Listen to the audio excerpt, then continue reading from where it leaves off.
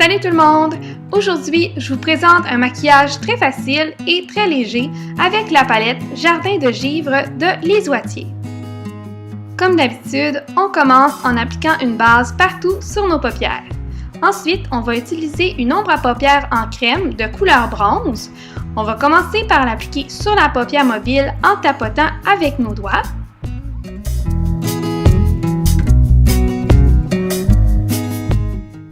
Ensuite, je vais utiliser la même couleur avec un pinceau estompeur pour l'appliquer dans le creux. Et ici, j'ai utilisé un pinceau duo fibre, donc qui est fait de fibres synthétiques et naturelles pour l'appliquer puisque ce type de pinceau travaille mieux avec les produits en crème. La première couleur qu'on va utiliser dans cette palette, c'est le petit beige au coin à gauche et on va aller l'appliquer au coin interne de l'œil.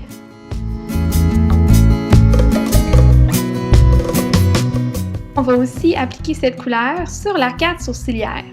Ensuite, on va utiliser le pinceau duo fibre et ce qui reste de l'ombre à paupières en crème pour aller créer une belle transition entre le brun et le beige. La deuxième couleur qu'on va utiliser dans la palette, c'est le doré et on va aller l'appliquer sur le premier tiers interne de la paupière mobile.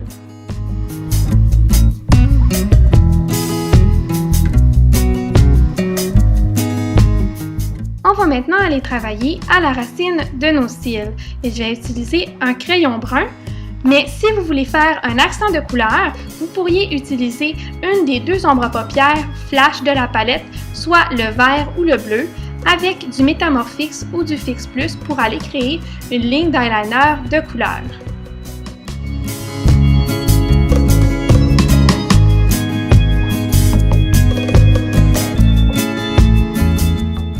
On va fixer notre trait de crayon avec l'ombre à paupières brun foncé et un pinceau angulaire. Et à cette étape-ci, c'est là où vous pouvez corriger votre trait de crayon, puis également créer une pointe au bout de votre trait si c'est ce que vous désirez. Et c'est ce que je vais faire, vous allez voir, à l'aide de mon petit pinceau.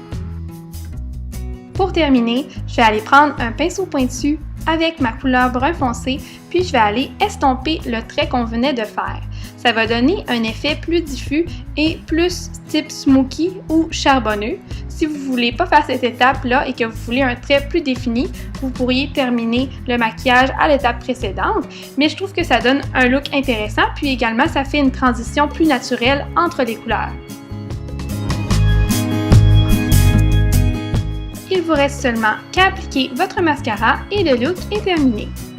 Donc voici le résultat final. J'espère que vous avez aimé mon petit tutoriel rapide et simple. Donc ça fait un maquillage parfait pour de tous les jours. Comme je vous disais, vous pouvez également aller travailler avec les accents de couleur à la racine des cils, mais également à la racine des cils inférieurs si vous voulez un maquillage plus prononcé.